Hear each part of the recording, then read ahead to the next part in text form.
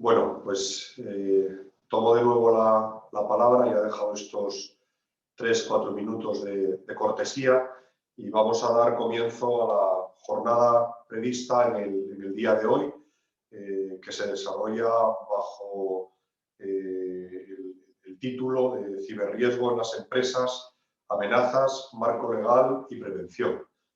Jornada que desde la Cámara de Comercio de Gijón hacemos en colaboración con la Guardia Civil, con el equipo de investigación tecnológicas de la Guardia Civil, con la correduría AON y con el despacho Álvaro González Asociados, a los que quiero empezar agradeciendo muy sinceramente, no solamente en nombre de la Cámara de Comercio de Gijón, sino de todas las empresas que vais o que ya estáis teniendo la oportunidad de participar en esta jornada, porque es contar con 3 participantes y 3 ponentes de lujo, porque son todos ellos referencia indispensable, cada uno en su campo, en esta materia. Con ello, la Cámara de Comercio, evidentemente, lo que busca una vez más es acercar al conjunto de las empresas asturianas información y formación de referencia y solvencia en aspectos que son útiles y eficaces en la actividad diaria de las empresas y también de máxima actualidad. Y por eso, en este caso, traemos a la reflexión y al conocimiento del conjunto de las empresas asturianas la ciberseguridad. Este tema es cada vez un aspecto que está teniendo mayor incidencia en la actividad diaria de las empresas. En algunos casos, y no pocos, de delitos que se cometen y de la que son víctimas compañías de manera diaria, en algunos casos con un desconocimiento por parte de estas, hasta que el efecto es ya tal que ese conocimiento empieza a ser ya palpable, con unos efectos económicos para nada menores. De ello darán cuenta y darán información correspondiente. Como comentábamos en una conversación previa al inicio de la jornada, pues con los panelistas que, como os comentaba antes, tomarán la palabra ahora de manera inmediata y que bueno, los casos concretos, los efectos en las cuentas de resultado, en la imagen reputacional de las empresas, está afectando a día de la fecha de manera muy importante y es más, la previsión que en un mundo totalmente digitalizado como el que tenemos ahora y que va a más, porque es parte de la eficacia y de la competitividad de las compañías en el futuro, pues es todavía esa previsión que se tiene, que irá en aumento, y como consecuencia de ello es un aspecto que debe ser gestionado por parte de las empresas de una manera responsable y, sobre todo, profesional. Y para ello, contando con los mejores proveedores en estas materias. Bien, por mi parte, no robo ya ni un minuto más y cedo la palabra a Manuel Bercher, al director de negocios de AON en Asturias, para que en esta fase de presentación os dirija también unas breves palabras. Manolo, cuando quieras. Sí, gracias Álvaro. Bueno, yo agradeceros la colaboración en esta jornada, que sin duda entiendo que va a ser de mucho interés para todos. Quiero daros las gracias no solamente por la vinculación personal que tengo con la Cámara, sino porque la Cámara de Gijón es un referente, pues no solo a nivel asturiano, sino que es un referente a nivel nacional, ¿no? Dar las gracias también al resto de participantes, a José Ignacio de la Unidad de Delitos Telemáticos de la Guardia Civil. Sé que En la previa nos has contado temas o dado información muy interesante, y también al despacho de abogados de Arba González, que sin duda desde el ámbito legal nos dará también su información relevante, ¿no? Yo simplemente no quiero quitar mucho tiempo, Álvaro, a los ponentes. Es un tema apasionante, pero sí que me gustaría daros unas ideas breves sobre lo que es AON, ¿no? AON es una ahora digamos que hemos evolucionado de ser un broker de seguros, de ser un gran broker de seguros, en los últimos años a una firma de servicios profesionales. Es decir, una firma de servicios profesionales de ámbito multinacional y que actúa en tres grandes áreas, ¿no? El área de los riesgos, el área del capital humano y el ámbito de la salud. Tenemos presencia en más de 120 países en el mundo, con lo cual podemos acompañar a nuestros clientes a prácticamente toda la totalidad de las partes del mundo, con un equipo de 50.000 empleados a nivel mundial. Y en España pues tenemos presencia en prácticamente todo el territorio español, con oficinas dando cercanía a las empresas y a las instituciones públicas. Tenemos un equipo de más de 900 empleados en España. De clientes, bueno, pues de clientes tenemos de todos los segmentos. Llevamos el 90% de las empresas del IBEX 35 en España. Mucho cliente, como entenderéis, internacional, que tienen presencia internacional, pues bien a través de establecimientos permanentes o a través de servicios de exportación o de, no sé, proyectos llave en mano. Pero trabajamos con todo tipo de clientes, tanto grandes como del mercado medio, como la pyme. Es decir, somos una empresa de soluciones globales en cuanto a estas áreas que te estamos comentando, ¿no? Y bueno, por simplemente daros alguna pincelada en cada área. En temas de riesgos, pues nos dedicamos tanto a la consultoría de riesgos, pues a nivel por ejemplo, compliance penal o auditorías de protección de datos, planes de continuidad de negocio, riesgos reputacionales, elaboración de mapas de riesgos, tanto asegurables como no asegurables. También tiene el componente de lo que decíamos del brokeraje de seguros, la mediación de los seguros y reaseguros, la transferencia del riesgo al mercado asegurador, y ahí pues tenemos departamentos especializados en todas las ramas y sectores de actividad del seguros, pues desde medioambiental hasta marítimo, flotas, crédito, líneas financieras, bueno, todo lo que os podéis imaginar en cuanto a los riesgos. La parte de capital humano también es una de las áreas muy importantes para nosotros, quizás desconocidas por clientes. Últimamente estamos muy focalizados dentro de este área y llevamos pues, soluciones como de jubilaciones, prejubilaciones, inversiones a través de planes de pensiones de empleo para las empresas, sistemas específicos para directivo, planes de ahorros, políticas de talento también, atracción y retención de talento, análisis retributivos, pues ahora que está tan en boga o con estos cambios normativos los planes de igualdad. Analizamos también la compensación y la retribución flexible, planes de compensación y retribución flexible y de beneficios para empleados.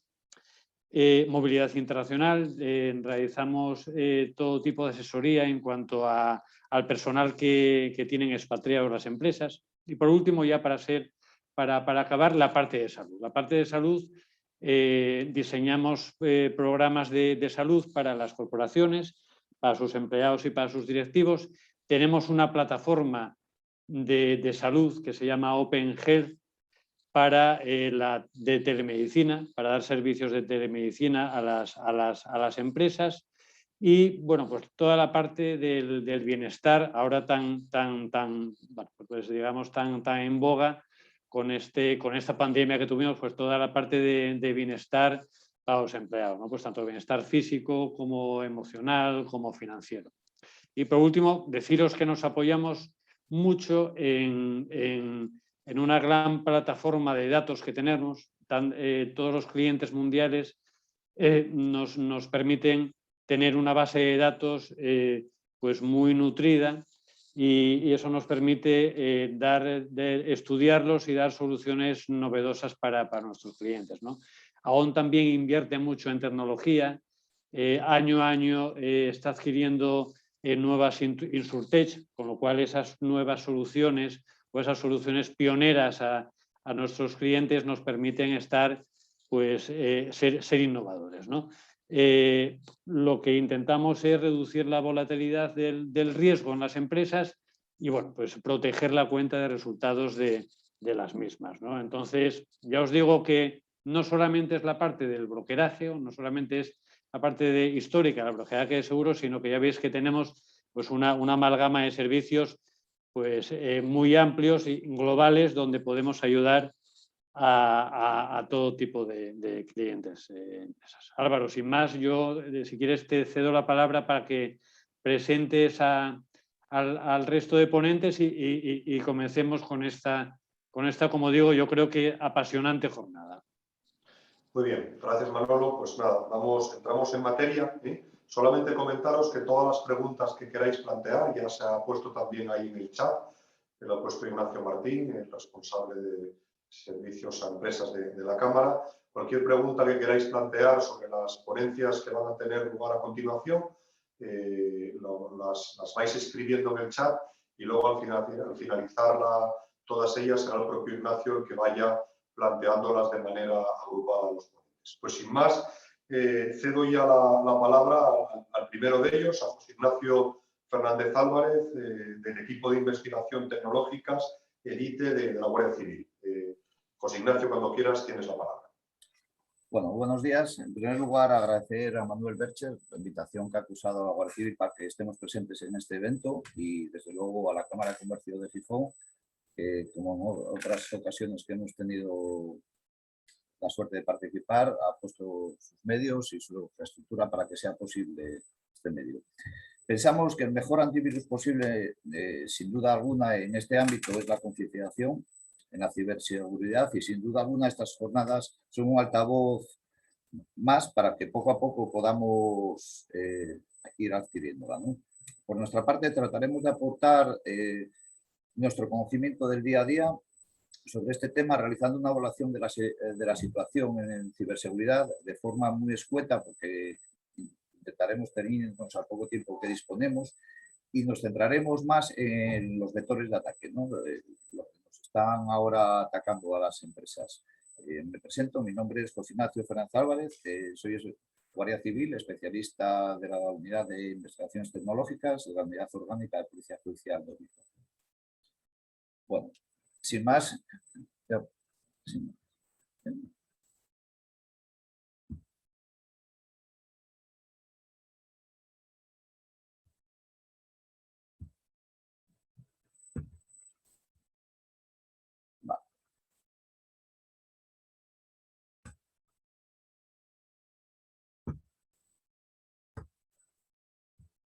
bueno, es que señalar que en los últimos años el incremento a las alertas de seguridad en el sector empresarial ha comenzado a ser algo habitual. Lo que antes parecía algo extraño o algo ajeno, hoy en día ya prácticamente todas las empresas consideran que es habitual y es extraño que alguna empresa se libre, ¿no?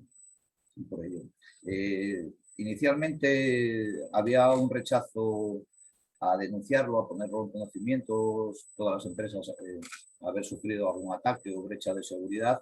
Sin embargo, hoy en día creo que se ha tomado la conciencia adecuada y ya somos conscientes que todos estamos en el mismo barco, que todos estamos afectados y se ha empezado a denunciar y a poner en conocimiento las incidencias que sufrimos, ¿no? El miedo a la imagen corporativa, incluso hasta hace poco se recibían muy pocas denuncias y este último año ha aumentado de forma exponencial la puesta en conocimiento. Hay que tener en cuenta también que desde 2018 la nueva normativa de ley de protección de datos obliga a las empresas también a poner en conocimiento cualquier brecha que haya sufrido de datos a la Agencia de Protección de Datos, ¿no? En 2017 se calculaba que entre 7 de cada 10 empresas habían sido víctimas de un ataque de seguridad, es decir, como objeto de una brecha exitosa de seguridad, y esto no ha ido más que en aumento, ¿no? Hoy en día, especialmente con aumento exponencial el último año, es fácil que esté en el 90 o incluso en el 100% de ataques a las empresas, ¿no? En Asturias estimamos que estamos en la media nacional de ataques. Seguramente este año haya superado el 90% y si a eso aunamos los intentos que no han sido, pues, no han tenido éxito, probablemente sea el 100%. Prácticamente todas las empresas han recibido algún intento de ataque, al menos. Según el último informe del Servicio Estadístico de Criminalidad, en 2019 se contabilizaron 218.302 ciberdelitos, lo que suponía un aumento del 35% con respecto al año anterior. En 2020 aún no disponemos de la cifra, pero pensamos que ese aumento desde 2017, que venía siendo de un 35 a un 40%, es decir, en 2017 se contabilizaron 117.000 hechos, en 2018 160, 2019 218.000 y en 2020 probablemente pasemos de los 300.000. ¿no? De estas cifras hay que decir que el 80% se centran en el fraude informático. Son las estafas bancarias, phishing bancario, cargos indebidos en las cuentas. Y ahí sí que existe un acercamiento a la realidad, ¿no? Al número de delitos que se cometen. ¿Por qué? Porque la gente en ese ámbito sí denuncia. Sí denuncia para recuperar ese dinero por parte de... está garantizado por las aseguradoras o por el banco de devuelve. Entonces ahí el 85% más o menos de los delitos cometidos se centran en ese ámbito y sí es un número bastante próximo a la realidad. No obstante, sí sabemos que existe una cifra negra que no se conoce porque no se denuncia y todo lo que no se denuncia realmente no existe, ¿no? Esto genera una sensación, la sensación más peligrosa en este ámbito, que es la impunidad, ¿no? El delincuente tiene la sensación de ser impune por el elevado número de delitos que se cometen y, digamos, el poco número que se resuelve. Se estima en torno al 25%. Luego habría que discernir qué es ese 25%, realmente los delitos que son contra las personas y tienen un alto índice de esclarecimiento, mientras que este tipo de fraude informático pues tiene poco.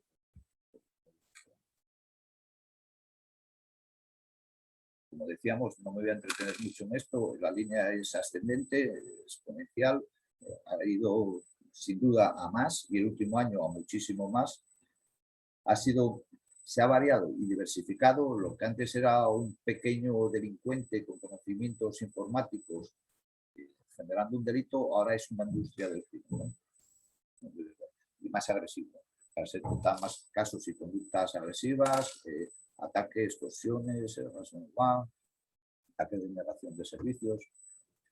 Se ha creado en este ámbito el concepto de crimen como servicio, es decir, hay una industria del crimen en Internet que pone a disposición de los delincuentes herramientas que, por otro lado, sin ellas carecerían de conocimientos suficientes para cometer ese tipo de delitos, ¿no? Con lo cual acerca al criminal mediocre en conocimientos informáticos a un salto cuantitativo y cualitativo en la comisión de delitos más especiales, ¿no? Se aprovecha también esa infraestructura para el blanqueo de capitales y se ha organizado y cada vez más en organizaciones criminales con los roles plenamente establecidos. La evolución del delito, como decíamos, ha ido cambiando. Hemos pasado de ataques masivos, que también sigue habiéndolos, a ataques dirigidos, y especialmente en el ámbito del sector empresarial.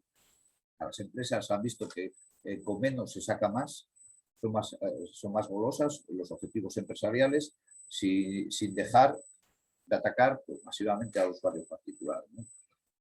La mayoría de los ciberdelitos se ejecutan fundamentalmente de 4 situaciones geográficas bastante definidas, que son Rusia y Ucrania.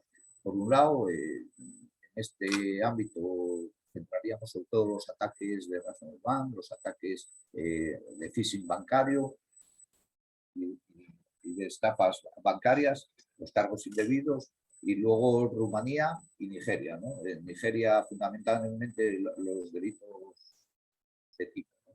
Digamos, se llaman primos nigerianos, la lotería que te toca, la lotería de Microsoft, el fraude amoroso, etcétera. Y Rumanía, fundamentalmente, la venta online. La venta online. Como decíamos, estos hechos se calcula un coste global de 530.000 millones de euros por la Unión Europea. En 2019 se cree que aumentó un 50% y en 2020 aún estamos pendientes, pero bastante más. En España se calcula que tiene un coste de 14.000 millones para las empresas y en Asturias anda en términos similares. Esta fiesta está soportada precisamente por las aseguradoras, fundamentalmente, ¿no? Todo el mundo se resguarda con un buen seguro que le cubra ciertos daños o ciertas pérdidas. Y sin entretenernos más en la situación, vamos a pasar un poco a lo que nos interesa y centrarnos un poco en lo que son los ataques, en los vectores de ataque. Trataremos de identificar cuáles son los vectores que más inciden en nuestras empresas, centrándonos en Asturias, pero que bueno, es exportable a cualquier ámbito en España. Y trataremos no solo de señalarlos, sino de intentar entender qué son y sobre todo qué es lo que hacen, ¿no? Un factor primordial en la comisión de todos estos tipos de delitos es la ingeniería social, ¿no? El factor humano es considerado el punto más débil de la cadena. Pensar que en cualquier cadena siempre se rompe por el eslabón más débil, y en este caso, ¿cuál es? El humano, sin duda alguna, ¿no? Los malos tratan de influenciar para que actuemos contra nuestros propios intereses, utilizando además malware dañino o hacking para los... ¿no? Es increíble cómo hoy en día puede seguir funcionando el timo de Tocomocho, ¿no? Ese boleto premiado que una persona con aparente disminución de capacidad tiene y que la ha tocado y que sigue funcionando y la gente sigue aplicando. Pero si eso lo extrapolamos al ámbito de Internet, de los medios cibernéticos, esto se multiplica, ¿no? Podemos poner el caso de la lotería de Microsoft. Recibimos un correo electrónico en el que nos dicen que nos ha tocado la lotería de Microsoft 6.000 millones de libras. Para recibir la denuncia le preguntamos, ¿y usted jugaba, participaba en esa lotería? Dice, no. ¿Cómo le ha tocado? ¿No? Pues picamos. Y al final nos estafan. Parece increíble, pero sigue funcionando. El factor humano es increíble. Decía Einstein que solo había 2 cosas infinitas en el universo, ¿no? El universo en el mundo. El universo y la estupidez humana. Yo decía que de la primera no estaba seguro. Con lo cual lo tenemos fácil. Como decíamos, los vectores de ataque fundamentales que hemos identificado, sobre todo en las empresas en Asturias, son estas 6, principalmente las 5 primeras, que son el ransomware a la cabeza. Luego tenemos los 2 vectores, los ataques BEC, que son el fraude al CEO y el mile, el hombre del medio. Los ataques de 2, que son ataques de negación de distribuidores de servicio cuando nos tumban la página web, el falso técnico de Microsoft y el timo de Nazareth.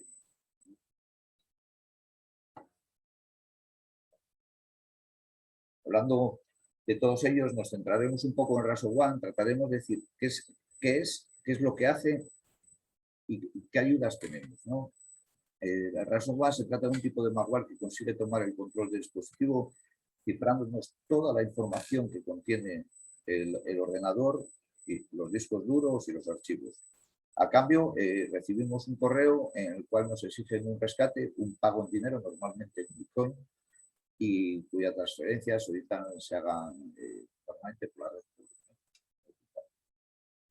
¿Cómo infecta? Normalmente se propaga inicialmente, y todavía continúa, se propagaba por medio de correos con archivos adjuntos, correos electrónicos, páginas web poco fiables, páginas porno, páginas de descarga de películas, etcétera, ocultándose en aplicaciones no legítimas, de repositorios oficiales, mediante software dañino, etcétera. Hoy en día, y especialmente el último año, con motivo de la pandemia, hemos detectado que el principal vector de ataque que están recibiendo las empresas, este tipo de malware, el ransomware, es a través de los servicios de acceso de control remoto.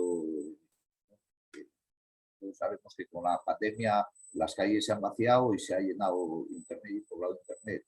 Las empresas se han visto obligadas a implementar soluciones de trabajo, de teletrabajo, para continuar con el día a día de la empresa, y los técnicos se han visto obligados a en muy poco tiempo implementar soluciones de acceso fácil y que funcione. ¿Eso que ha originado?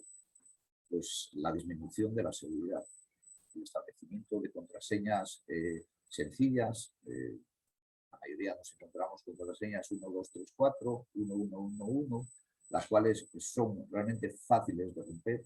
Estamos hablando de una contraseña normal como 123456.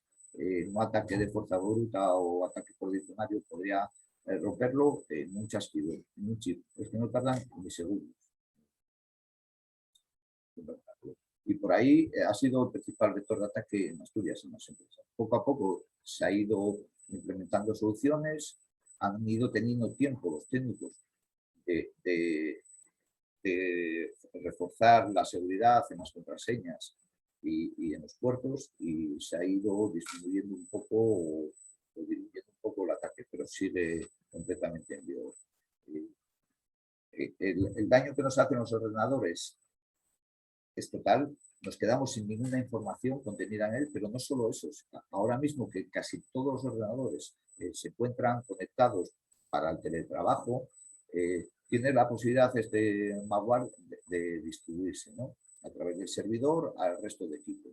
Con lo cual recomendamos que en el momento que no tenemos algo extraño en el ordenador, que no podemos acceder a información, etcétera, apaguemos el ordenador de la forma más rápida posible para evitar su propagación al resto de equipos, y que continúe cifrando la información.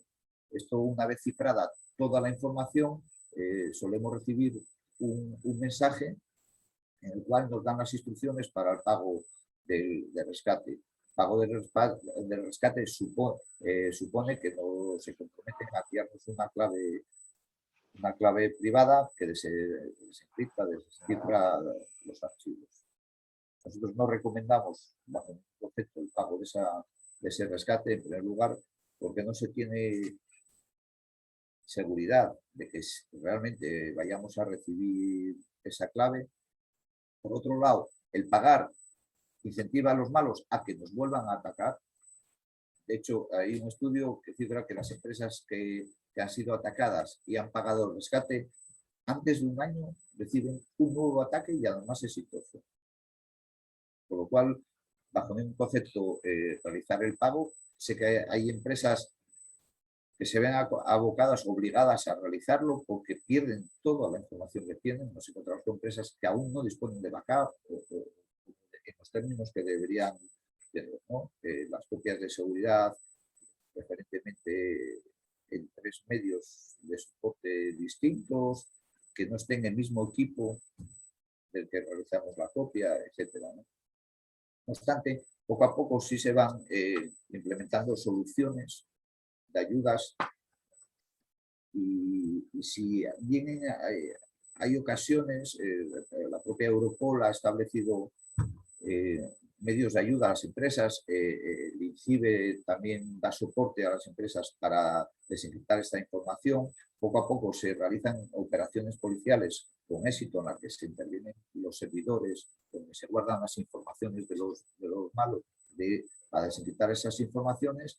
Y entonces, muy importante guardar toda esa información, la nota de rescate y algún archivo cifrado que no exceda de 2 megas para poder desencriptarlo. En muchas ocasiones ya tenemos la solución y en otros casos más recientes, pues a lo mejor en estos momentos no se dispone de esa posibilidad de desencriptación, pero en 15 días, un mes o 3 meses sí. No deshacernos de la información, de los discos duros atacados, porque es posible que en un tiempo prudencial sí podamos recuperarlo.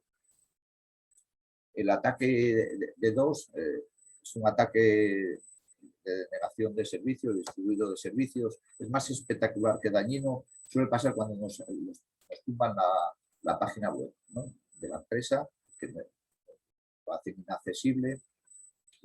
Y como lo que se utiliza para ello son redes Warner. Redes Warner son ordenadores que han sido infectados básicamente mediante la descarga probablemente de aplicaciones, de películas de contenido protegido, etcétera, en la cual no nos enteramos, pero realmente tenemos un troyano que nos está dominando el ordenador y son capaces de manejar grandes redes de ordenadores infectados. Hablamos de 300.000, 500.000 ordenadores para atacar una página web, ¿no? Lo que hace son realizar peticiones a esa página web, consiguiendo un desbordamiento del buffer y que la página quede inutilizada. Realmente se recupera la página y no suele ir mucho más allá, pero sí consiguen una publicidad bastante grande, ¿no? Suele ser utilizado mucho por grupos, ¿sabes?, Anonymous, etcétera, ¿no?, con el ánimo de conseguir publicidad. Qué raro. Los ataques BEC, que también tienen una gran incidencia en Asturias, el Miller, que llamamos el hombre en medio, supone que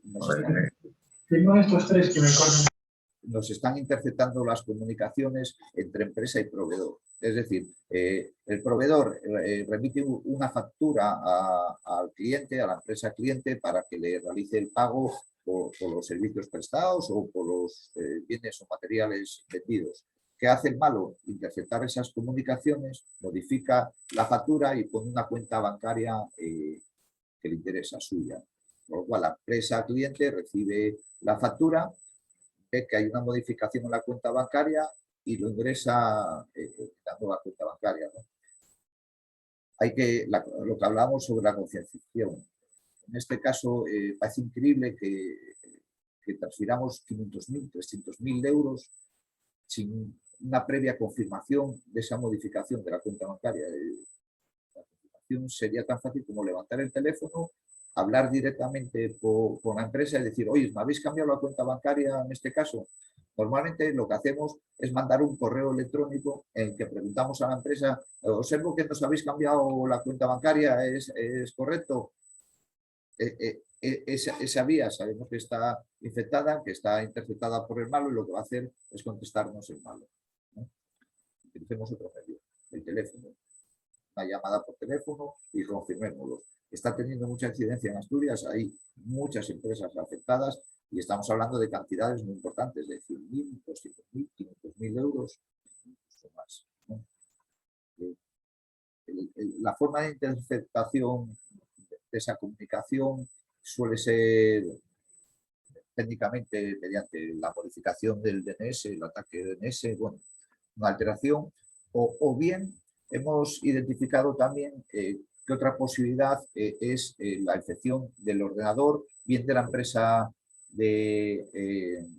la proveedora o bien del cliente, ¿no? Entonces, realmente no interceptan el correo durante la trayectoria del camino, sino en inicio o en destino.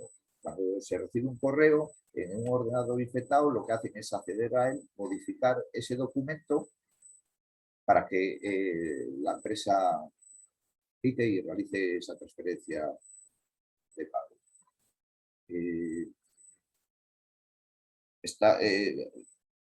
La problemática en este caso es que estamos hablando normalmente de empresas ubicadas en diferentes territorios, empresas en este caso asturianas o españolas, pero que tienen comunicación con empresas noruegas, canadienses, inglesas, etc.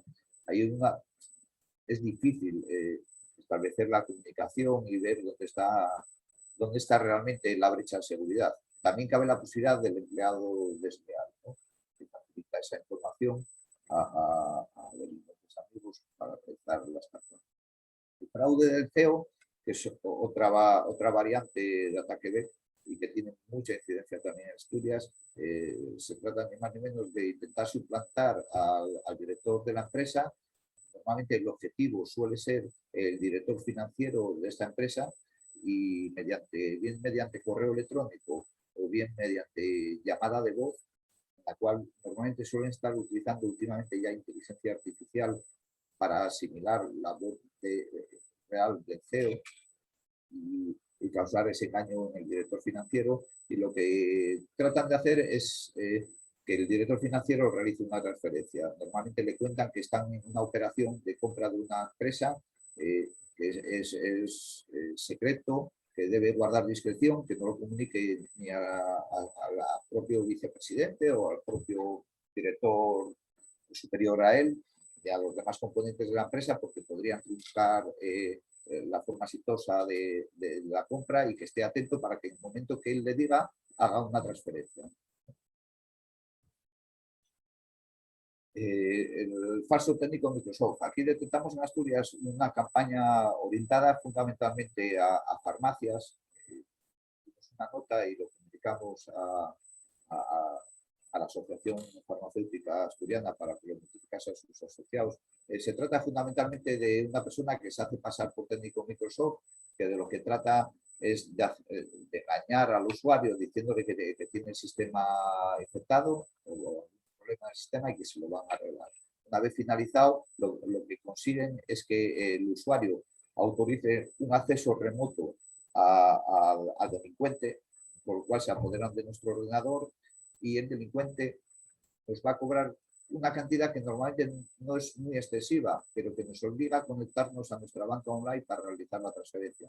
En el momento que nos conectamos a esa banca online desde el ordenador que ya tenemos infectado, el malo adquiere nuestras contraseñas de banca online y se apodera de nuestra cuenta bancaria. Este tipo de delitos suele ser fundamentalmente, procede de África, de Centroáfrica, Nigeria, Benín y países. Es curioso porque, bueno, sí es verdad que diciendo que es técnico Microsoft puede ser extranjero, inglés, pero es que normalmente la voz se les nota los delata, ¿no? La gente está picando. Y otro que está en boga, no solo al sector empresarial, sino a todos los usuarios de Internet, es últimamente el SIM swapping, duplicado las tarjetas SIM. ¿Qué pasa? Con la implementación de la normativa europea de obligación de la doble factor de identificación, sabemos que ahora en las compras nos mandan un mensaje en el cual tenemos que confirmar con un código las compras, y ese mensaje nos lo envían, lo recibimos normalmente en el teléfono. ¿Qué trata el malo? De duplicar nuestra tarjeta SIM. Forma de detectarlo: cuando empezamos a notar que en sitios que tenemos cobertura no la tenemos, que no podemos realizar llamadas o que el teléfono nos hace cosas raras, llamemos a la operadora y preguntemos por si alguien ha solicitado un duplicado de nuestras tarjetas. En el momento que tienen el primer confirmación de pago, a partir de ahí ya se apoderan de nuestras cuentas. Y otro que ahora mismo está en campaña es el smishing. Se inició con mensajes SMS, ahora mismo ya actúan en cualquier plataforma, ¿no? WhatsApp, Telegram, etcétera. Se trata de mensajes en las cuales suplantan normalmente organismos públicos. Ahora mismo empieza la campaña de la declaración de la renta, empezaremos a recibir mensajes de Hacienda, ¿no?, en la cual nos comunican que para realizar la devolución del dinero que nos corresponde de 4.000 euros o 6.000 euros a nuestro favor, debemos enlazar con el link que nos mandan en el mensaje, el cual nos lleva a unos formularios que nos piden normalmente pues, todos los datos bancarios, ¿no? Nuestra tarjeta de crédito, la numeración de la tarjeta de crédito, y por supuesto el código de verificación de la tarjeta y si ya aplicamos también el PIN, ¿no? Los consejos que podemos dar, sin duda alguna, y ya para cortar y no extender más, que creo que me estoy ya extendiendo del tiempo, es la actualización de equipos y la gestión de vulnerabilidades. La actualización de los equipos es esencial, afectando igualmente tanto a los sistemas operativos como a los distintos programas que tengamos, ¿no? Los controles de acceso en las empresas. Entendemos que, por ejemplo, el director de recursos humanos tenga acceso a Internet, a redes sociales, pero a lo mejor un trabajador de otro ámbito no es necesario tener ese acceso, ¿no? Restringamos las contraseñas, los roles y quién tiene acceso a qué, ¿no? La gestión de activos. Hoy en día el plan de seguridad de una empresa no abarca solo los ordenadores, o los usuarios de los ordenadores, abarca todo. Lo que hablamos del Internet de las cosas, ¿no? Abarca la nevera si tiene conexión a Internet, abarca el módulo de control de climatización de un edificio. Recientemente tuvimos un ataque mediante una solicitud externa, extranjera, en la cual estaban atacando, realizando estafas. Seguimos la trazabilidad del ataque y llegamos que lo estaban realizando desde el módulo de control de la calefacción de un edificio aquí en Oviedo. La sorpresa fue que además de estar atacando desde ahí, veíamos que los chinos estaban intentando acceder a él. Robots chinos que escanean puertos de debilidad, ¿no? Es decir, eso es el hoy, no es el mañana, el Internet de las cosas. Dentro de poco, en este caso concreto que hablo, lo utilizaban para cometer estafas. Pero lo mismo que atacan el control climático del edificio para cometer estafas, lo pueden hacer para extorsionar a sus jugadores, ¿no? Si no pagas rescate, te subo la calefacción en verano o te la pago en invierno. Eso va a ser ya, en breve comenzaremos a verlo. El cumplimiento normativo de la Ley de Protección de Datos. Sabemos que desde 2018 a las empresas nos obligan a comunicar cualquier brecha de seguridad en la que los datos de personas estén en peligro, ¿no? Hayan sido atacadas con éxito. Y sobre todo lo que hablábamos y lo que estamos haciendo hoy en día, ¿no? La educación y la concienciación de usuarios. La estupidez humana no tiene límites. Hablamos. Tenemos que educarnos y concienciarnos. Y ya cuando todo falla, el backup. Nos encontramos con empresas que aún no disponen de copias de seguridad de la información en los ordenadores. Esencial. Tener una copia de seguridad que es lo que nos va a dar la vida en la hora de un ataque. Y por último, la denuncia. Es esencial. Lo que no se denuncia no existe. La denuncia es la palanca que pone en funcionamiento toda la maquinaria investigadora. Si no se denuncia, no tenemos conocimiento de la incidencia que está existiendo. Nos permite conocer la verdadera dimensión de los ataques. Y en último caso, una llamada. Nosotros somos accesibles a cualquier ciudadano, a cualquier empresa, en un momento dado tenga una duda y nos haga una llamada. Recientemente una persona, un director financiero de una gran empresa, recibió un ataque de fraude del CEO, le resultó extraño, nos llamó, nos comunicó el hecho, lo vimos y vimos claramente que era un ataque y ese es el mayor éxito, evitar que llegue a producirse un ataque.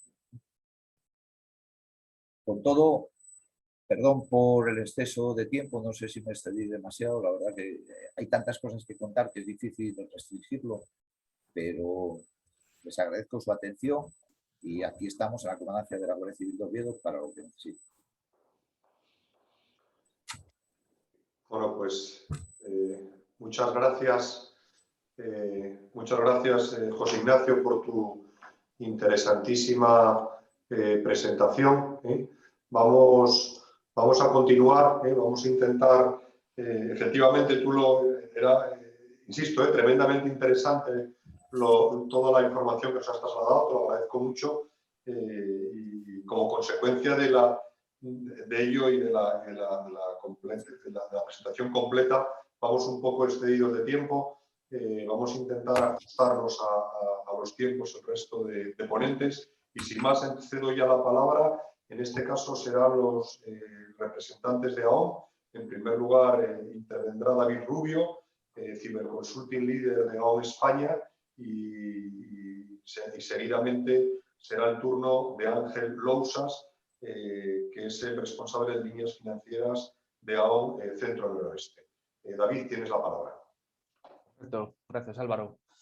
Pues primero de todo agradecer a la Cámara de Comercio el tiempo que nos ha facilitado para sobre todo y usando un poco los comentarios de los compañeros de la Guardia Civil, buscar estos momentos en los cuales la labor principal de estos seminarios y de estos actos es la concienciación. Esto nos puede pasar a cualquiera y debemos de ser partícipes y cautos al respecto.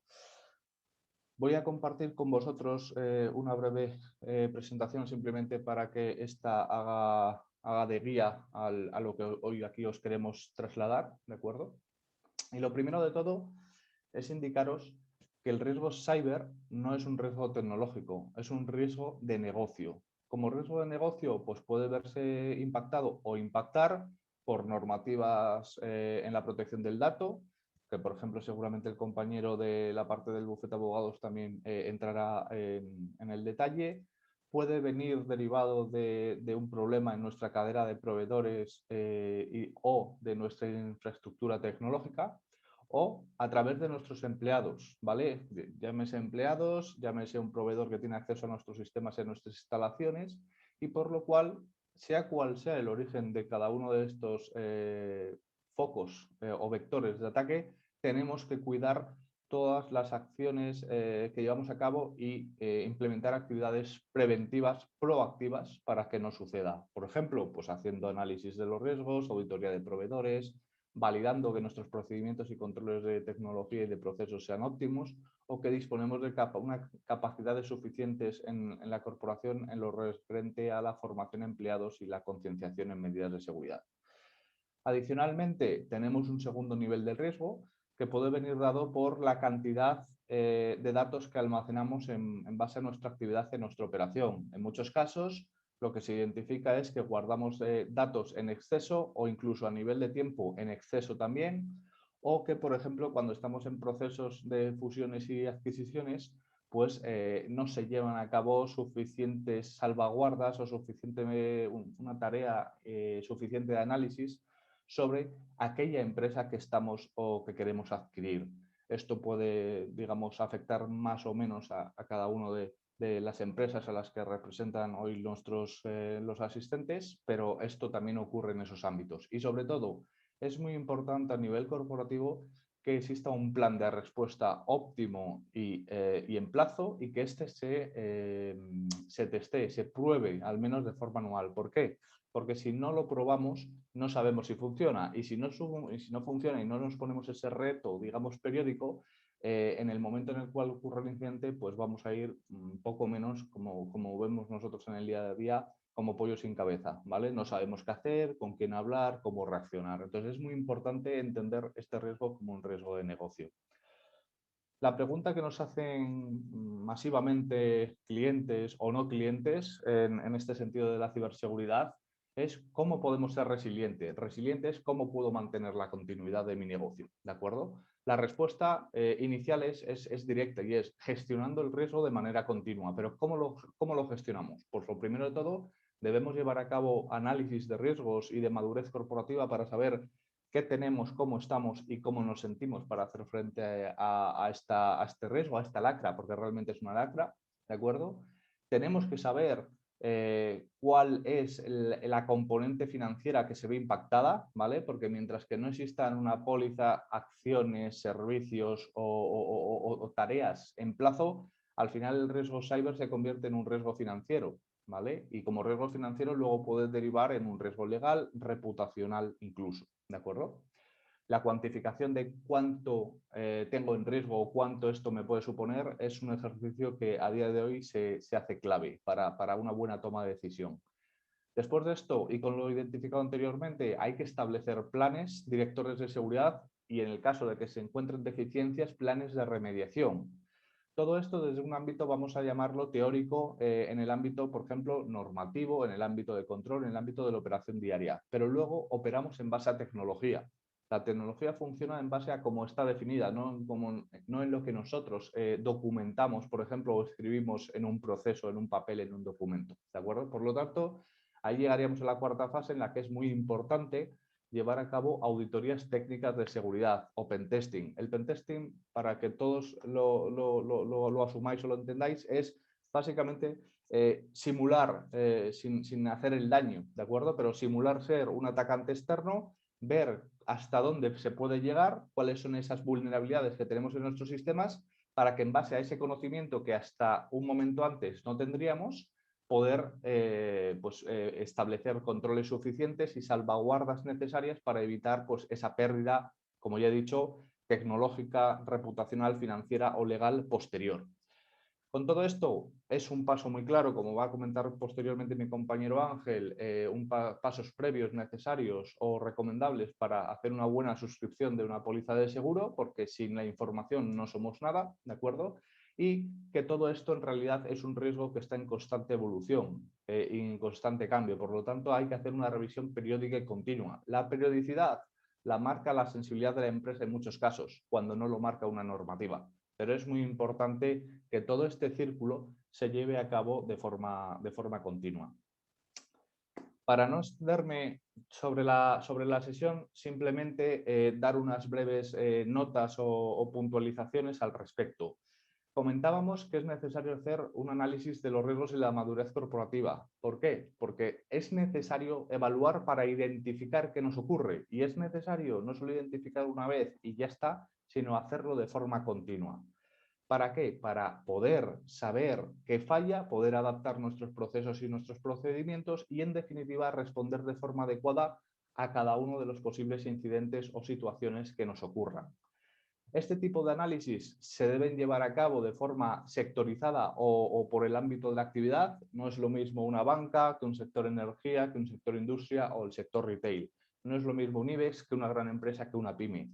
Es cierto que existen riesgos, que existen vulnerabilidades y amenazas que son generales y genéricos. Véase los comentados por el compañero de la Guardia Civil, pero hay otros que son más específicos de la actividad. Por lo tanto, hay que ponerse en manos de especialistas con ese bagaje o con esa experiencia por sector y, sobre todo, y muy importante, también apoyarnos en plataformas como al día de hoy existen y son una ventaja, de data analytics, de experiencias reales, con recursos propios y con procedimientos que pongan en valor todo este trabajo. En referencia a la cuantificación del impacto del riesgo financiero, simplemente vamos a focalizar nuestra presentación en dos preguntas que solemos recibir. Una de ellas es la que ahí podéis ver, que es cómo podemos, o la que nos hacen nuestros clientes tradicionalmente, y es cómo podemos mejorar una decisión del negocio si no conocemos el impacto que esto tendría. ¿Por qué? Porque al final los presupuestos son limitados. Hay que poner en una balanza el coste y el beneficio.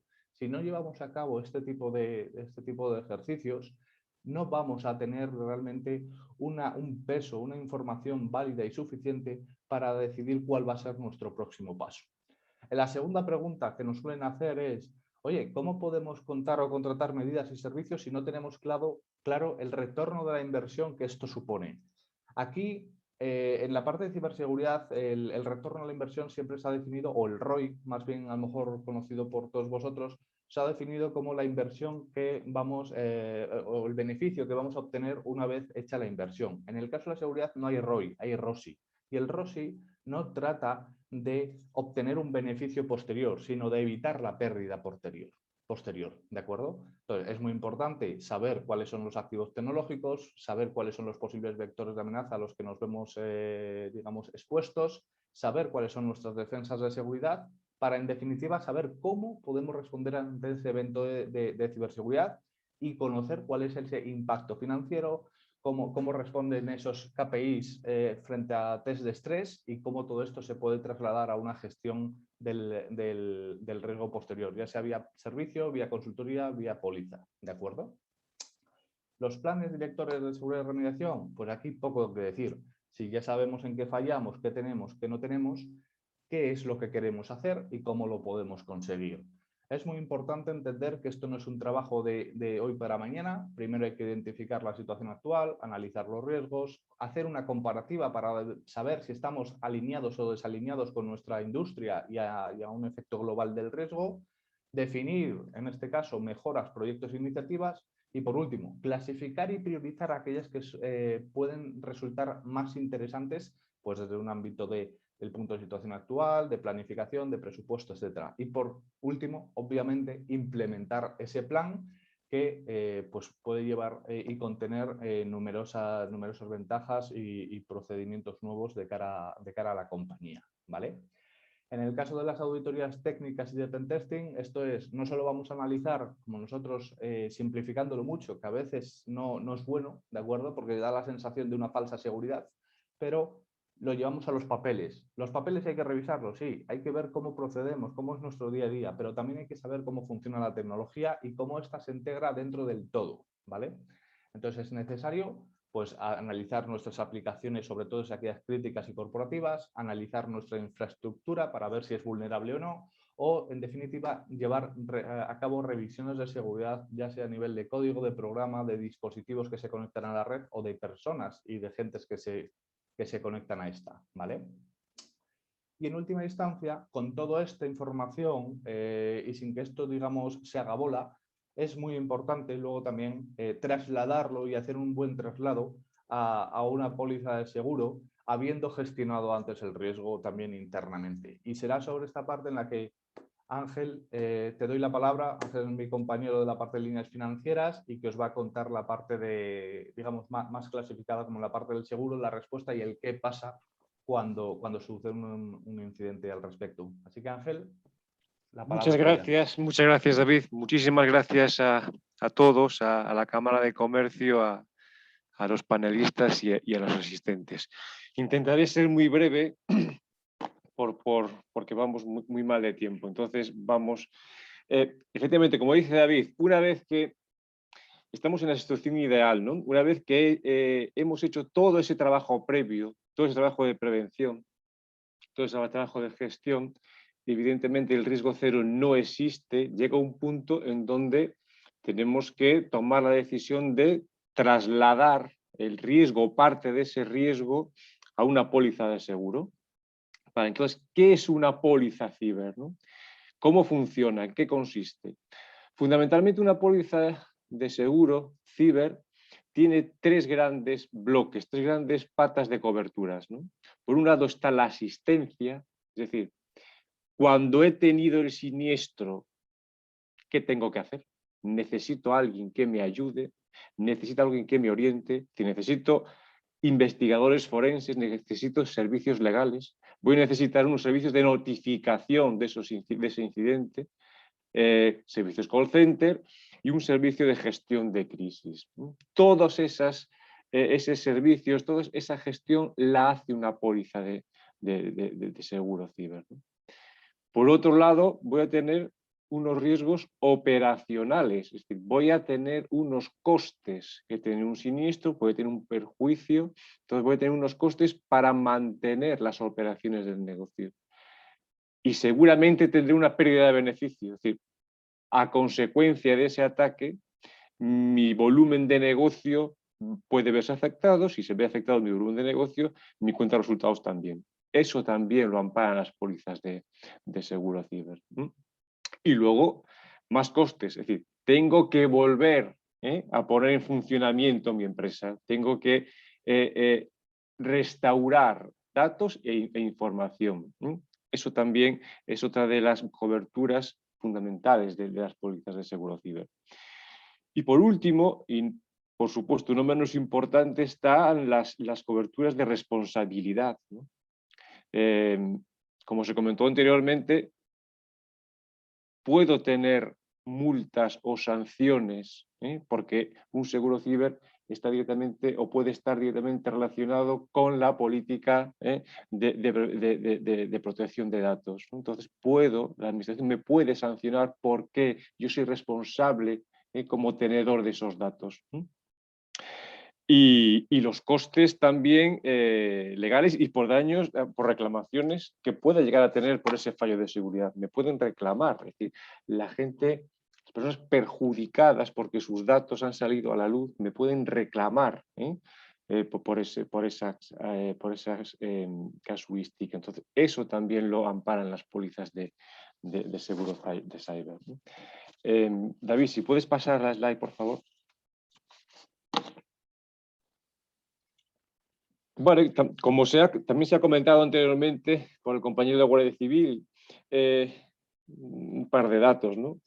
Durante los años 2018-2019, pues la principal causa de siniestro ha sido la extorsión mediante ransomware. Hubo otro empleo de otro tipo de códigos, pero fundamentalmente ransomware. Si esto pues, lo unimos a fallos por intrusión o fallos de seguridad, casi el 50% de las notificaciones que se reciben son por un ciberataque. Y durante los primeros meses de 2020, y también se ha comentado, pues efectivamente, dada la situación en la que estamos, la principal causa de incidente continúa siendo el malware, seguido de fraude por ingeniería social, también que he comentado anteriormente. Y más recientemente, datos que estamos utilizando, que estamos manejando desde junio hasta la fecha, seguimos observando un incremento significativo, ¿no? de ataques de ransomware. Es el principal motivo de preocupación actualmente en las empresas, ¿no? David, por favor, te agradecería. A consecuencia de todo esto, pues la principal garantía afectada en las pólizas de ciber, pues son los servicios de primera respuesta, evidentemente. Es decir, tengo un incidente y tengo que tirar de la póliza para que me ayuden a ponerme en situación, ¿no?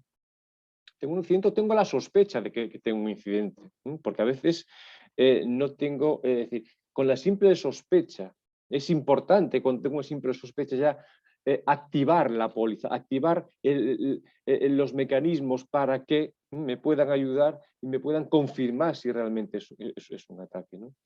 Y luego la garantía, después de los servicios de primera respuesta más utilizada, pues es la garantía de ciberextorsión y la pérdida de beneficios, bueno, como se ve en la figura que tenemos abajo, ¿no? David, por favor. Y unos datos también, pues, como ponemos aquí, la amenaza constante, ¿no? El ransomware, que es la palabra de moda, es la palabra que todo el mundo nos estamos refiriendo últimamente cuando hablamos de ciber, ¿no? ¿Qué es ransomware? Ya lo explicó el compañero de la Guardia Civil. Bueno, pues es un malware que afecta a la red informática, manipula el sistema informático, con lo cual no podemos utilizar ni podemos acceder a los datos almacenados en red, ¿no? Después de que suceda esto, pues recibimos el chantaje y nos piden un rescate para poder liberar nuestros servicios, desencriptar y poder seguir trabajando, ¿no? El coste medio de gastos por ransomware, y aquí estamos excluyendo grandes siniestros, ¿no? Pues está en 602.000 euros. Con un 104% de incremento en el último trimestre del 2019 y, como decíamos, sigue incrementándose de manera exponencial, ¿no? Y el 62% de los gastos de un siniestro, también como comentábamos anteriormente, corresponden a los servicios de primera respuesta y ciberextorsión, ¿no? Y un tema importante, el 54% de los siniestros causados son por personas externas a la organización. Eso quiere decir que hay casi un 50% que no son por personas externas. No quiero decir que sean intencionados, pero sí que el factor humano, el empleado, la concienciación es muy importante. Es decir, hay que protegerse frente al externo, pero tomar medidas frente a los riesgos internos que tenemos. Es muy importante. Por favor, David. Y como venimos comentando en toda la sesión, no se gestiona un riesgo ciber, o creemos que no se gestiona el riesgo ciber con una sola acción, ¿no? Es un ciclo. Primero hay que evaluar cómo estamos, dónde estamos, qué posición tenemos frente a un posible ataque, si estamos preparados o no. Tenemos que cuantificarlo. Si me pasa, que me va a pasar, ¿cómo repercute eso en mi cuenta de resultados? Y luego tengo que transferir ese riesgo. No voy a poder, es decir, puedo minimizarlo, pero no puedo hacer que desaparezca. Tengo que transferirlo. Y ahí pues se busca la póliza de seguro que mejor se adapte a mis circunstancias. La que mejor se adapte, y por eso es importante cuantificarlo, no solamente para estar concienciado o saber que tengo un problema, sino que cuando voy a contratar una póliza de seguro, ¿qué límite de contrato? ¿Es mucho, es poco? ¿Qué coberturas son necesarias? Tener una base técnica a la hora de contratar una póliza de seguros. Es decir, no solamente guiarme por sensaciones, ¿no? Y luego volvemos. Respuesta ante incidentes. Me va a pasar, voy a tener un problema. Ojalá no los tengamos, pero la probabilidad de tenerlo es muy alta, ¿no? Pues tengo que tener un buen servicio de respuesta ante incidentes, que en muchas ocasiones va en la póliza de seguros, pero en otras ocasiones no llega los servicios que las pólizas de seguros tienen. Pues también tengo que tener o tengo que ser conocedor de que tengo que tener un servicio de respuesta ante incidentes, o por lo menos saber a dónde tengo que acudir. Y esto es el ciclo de vida de cyber. Y vamos a poner un caso práctico, voy a omitir las horas, pero para tener una idea pues de un siniestro ransomware, ¿no? Aquí ponemos el viernes. ¿Casualidad? No, la mayoría de los ataques son los viernes, ¿no? No sé si es que estamos ya pensando más en el fin de semana. Es cierto que hay 2 días en medio que no va a haber nadie en la compañía, en la empresa, con lo cual me deja más margen para poder trabajar, no trabajar entre comillas. Bueno, pues un empleado está trabajando en remoto y recibe un mail, pues lo típico. Bueno, pues en este caso de una agencia de viajes para bueno, un viaje que tenía programado, pero hay que cancelarlo debido a la situación que estaban viviendo. Se cancela y, pues bueno, no pasa nada. Es decir, no se da cuenta de que es un link malicioso y sigue trabajando, ¿no? El lunes se da cuenta de que no puede acceder a algunos archivos de su ordenador. Bueno, como todos pensaríamos, pues tengo un problema en el ordenador. Ya, bueno, pues me dirijo al equipo de IT y le digo, oye, que no puedo seguir trabajando, tengo un problema. Bueno, notifico la incidencia y sigo trabajando en lo que pueda, ¿no? En las herramientas que puedo utilizar. Termino mi jornada y me voy, me desconecto y me voy. Los atacantes siguen estando dentro y siguen trabajando, ¿no? Y ya están afectando toda la red de la compañía. El equipo de IT recibe la incidencia más tarde, estamos muchísimo trabajo, se atiende la incidencia pues cuando toca, ¿no? Como decimos. Le envía un correo a Miquel, bueno, Miquel o a Pedro, me da igual el nombre, ¿no? Y sigue las instrucciones para reconfigurar sus conexiones a la red. Y le pide que les llame, es decir, cuando llegues a tu puesto de trabajo al día siguiente, me llamas si persiste el problema. El equipo de IT se ha ocupado de muchas incidencias. Esto es una más, tampoco le da mayor importancia, ¿no? El martes ya está afectada toda la compañía, ¿vale? Entonces ya publican una demanda de rescate. Cuando el personal de la empresa accede a la red de la compañía, pues hay un mensaje informando de que sus sistemas han sido infectados. Y para desbloquearlos, pues les piden un rescate de 100.000 euros en bitcoins. Aquí ya tenemos no el primer problema, otro de los problemas. No puedo trabajar, no sé qué hacer, y me piden un rescate en bitcoins. ¿Y qué tengo que hacer? ¿Tengo que pagarlo? ¿No tengo que pagarlo? Y si lo pago, ¿cómo se paga en bitcoins? Bueno, estas preguntas que todos nos hacemos en nuestro día a día, para eso están los equipos de respuesta de las pólizas de seguro. Me van a ayudar, me van a orientar qué es lo que tengo que hacer o qué es lo que no tengo que hacer, ¿no? Bueno, el problema ya está ahí y los ejecutivos de la compañía ahora ya son informados, ¿vale? Y se decide contratar un equipo externo y hay que pasar información al CEO de todo lo que está pasando y tenerlo informado pues cada hora, ¿no? Otro punto, los clientes ya empiezan, es decir, tenemos el problema interno, me piden un rescate, tengo mi empresa paralizada y los clientes ya empiezan a observar que algo pasa, que algún problema hay, ¿no? Entonces ya se empiezan a publicar en redes sociales pues la situación de la empresa, qué es lo que está pasando en esa empresa, ¿no? Entonces la compañía decide hacer un comunicado a los afectados. Hay que comunicar que está pasando algo, ¿no? Es un ataque más grave de lo que parecía. Ya no es un pequeño problema informático que no van los ordenadores, ya no es solamente que me piden un rescate y me lo piden en bitcoins, sino que ya tengo mis clientes preguntándome qué es lo que está pasando. Con lo cual añadimos otro aspecto importante que es el daño reputacional. Y pasa el día. Y entonces llega al día siguiente, el miércoles, bueno, pues la solución. El equipo forense que está trabajando, que está investigando el ataque, pues ha detectado, ¿no?, que en la cuenta de ese empleado durante el fin de semana hubo mucha actividad. Hubo mucha actividad, estuvieron aprovechando el fin de semana para seguir con su trabajo, ¿no? Bueno, se descubre que es una ciberextorsión de un conocido grupo de atacantes, como hablaba antes compañero de Guardia Civil, son organizaciones criminales, es decir, no es un hacker aislado que esté haciendo una prueba, no, es un grupo criminal, ¿no? Bueno, usando esta información se puede restaurar algunos servicios básicos, no todos.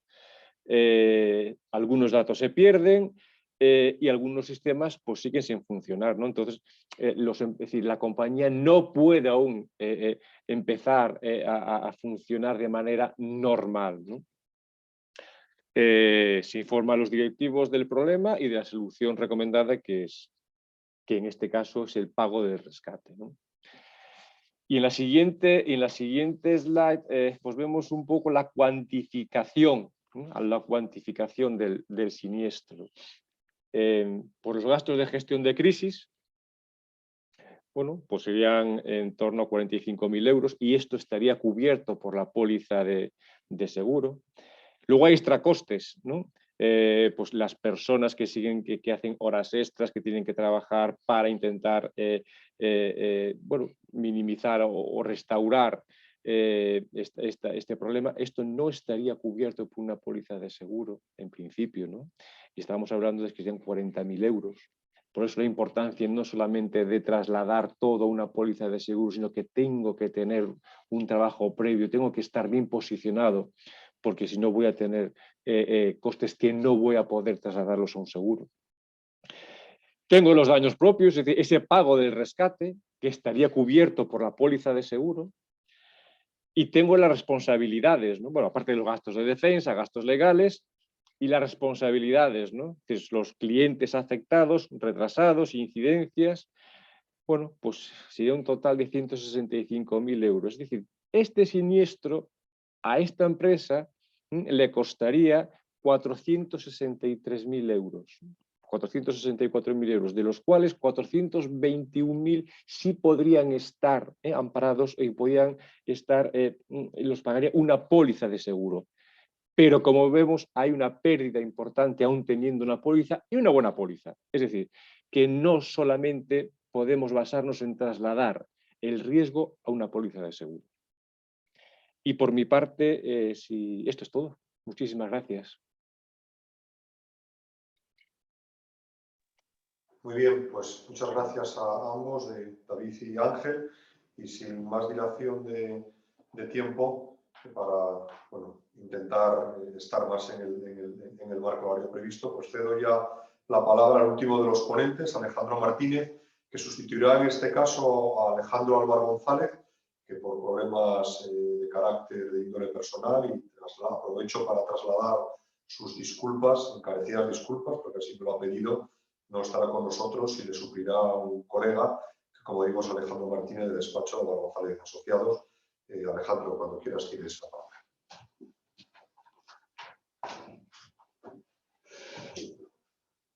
Gracias, Álvaro. Buenos días a todos. Lo primero, agradecer a la Cámara, a la Guardia Civil, a ON, que nos hayan invitado a participar con ellos en esta sesión que está siendo tan interesante. Voy a intentar ser breve, ser ágil, pero fijándome en todos los puntos que yo creo que son los importantes, que deben quedar trasladados a los participantes de esta sesión. Entonces, sin más dilación, vamos a empezar. Voy a compartir con vosotros un PowerPoint. Aquí está. Bien. Pues empezamos. Este señor que veis aquí fue director del FBI durante 12 años, cesando en su cargo en el año 2013, hace ya bastante tiempo, y ya en su momento dijo que solamente existen dos tipos de empresas, aquellas que han sido hackeadas y aquellas que lo van a ser. Yo no sé si se puede ser tan categórico, lo que sí se puede es, podría cambiar esta última frase por decir aquellas que van a intentarse hackear. Eso sí lo tengo claro. Estadísticas del INCIBE del año 2020. Como podéis ver, hubo 133.155.000 incidentes gestionados.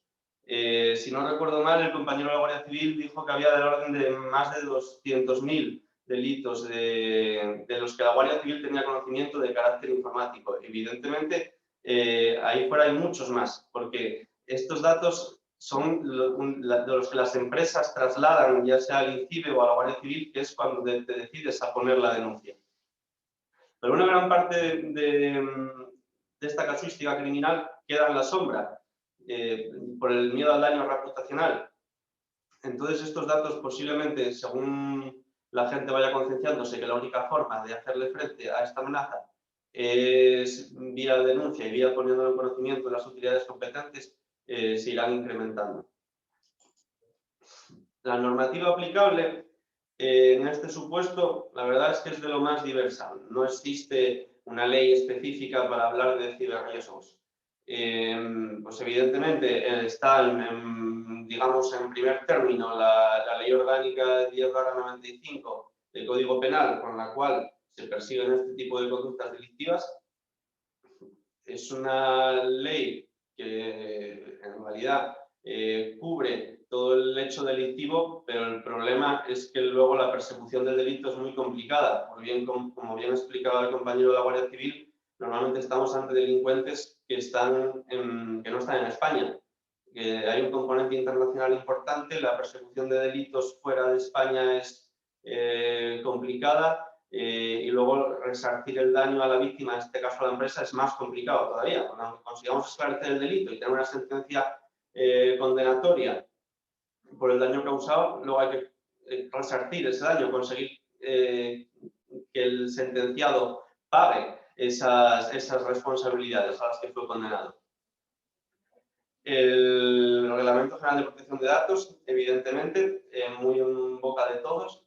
Los ataques informáticos que sufren las empresas, prácticamente en la totalidad de ellos, se corrompen datos de carácter personal, por los cuales la empresa tiene un doble problema, porque tiene un problema de cara a la Agencia Española de Protección de Datos o a la autoridad competente que se pueda crear en su momento. En Cataluña, por ejemplo, tienen una agencia de datos propia.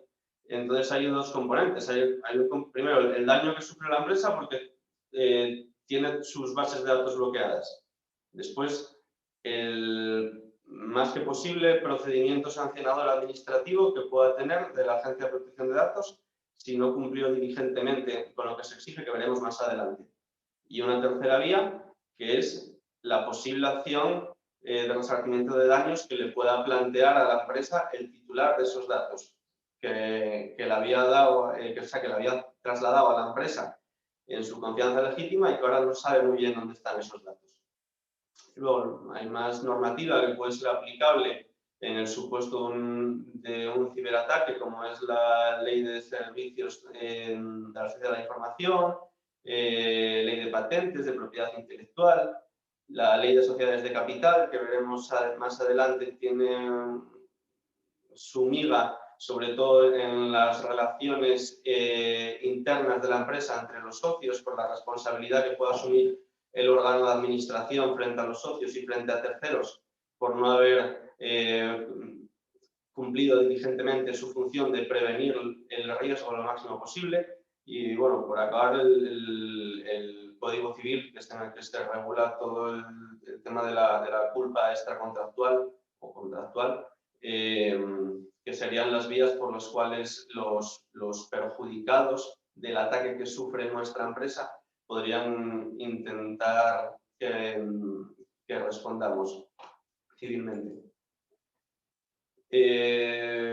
Como os decía, la empresa puede ser responsable por dos motivos: por sus acciones o omisiones o por las acciones o omisiones de sus empleados. Cuando digo por sus acciones o omisiones me refiero a nivel orgánico, a las decisiones que toma el órgano de administración. Pero también la empresa puede ser responsable por las acciones o omisiones de los empleados, sobre todo en empresas con mucho capital humano. Es muy recomendable tener unos buenos planes de cumplimiento normativo, unas buenas auditorías internas para asegurarse que se cumplen las normas. Como bien decía uno de los compañeros que me precedieron en uso de la palabra, un porcentaje superior al 50% de las violaciones de seguridad que se producen en las empresas se producen por vía interna. Esto no quiere decir que los empleados a sabiendas intenten que la compañía se vea afectada por un ciberataque. No, hay algún supuesto hay, pero bueno, en mi opinión es prácticamente residual. La mayor parte de los supuestos es por mala praxis, un equipo informático que se extravía y que no está bloqueado o la contraseña es muy fácil de descifrar, como en el supuesto práctico que planteaba el compañero, un empleado que pincha un email indebido. Todo eso va a acarrear a la empresa unas consecuencias importantes, no solo ya en el ámbito que se habló, reputacional, porque además puede tener contra la administración, desde el punto de vista del derecho administrativo sancionador por haber incumplido normas de carácter imperativo, como es el reglamento y la ley orgánica de protección de datos, sino que además, si ese ataque informático perjudica el servicio que presta a sus clientes, el cliente puede reclamar a la empresa en vía civil. Por hacer un poco más de hincapié en los datos de carácter personal, por lo que os comentaba, que yo considero que es el talón de Aquiles, ¿no?, hoy en día de todas las empresas, porque todas las empresas tratan datos de carácter personal, ya sea de sus clientes, de sus empleados, de posibles candidatos. Hoy en día las empresas reciben en sus buzones de correo electrónico currículums. En esos currículums hay datos de carácter personal del candidato.